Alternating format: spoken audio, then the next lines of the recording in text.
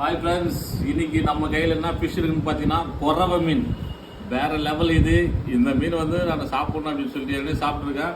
இது உங்களுக்கு காட்டணும் அப்படின்னு சொல்லிட்டு இன்றைக்கி எடுத்து வந்திருக்கேன். இதை நான் மீனாகவும் காட்டுறேன். இதுக்கு வந்து நம்ம குக்கிங் பண்ணியிருக்கோம் பார்த்துக்கங்க.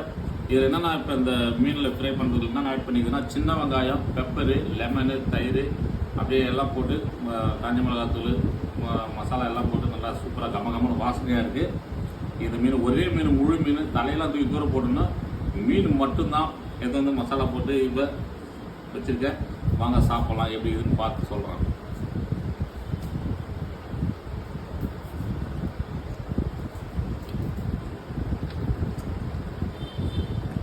மீன் ரொம்ப வெந்துருக்குது.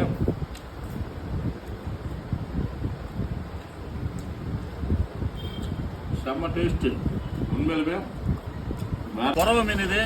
இதை நான் வீட்டில் சமைச்சு வீடியோ போடுறேன்.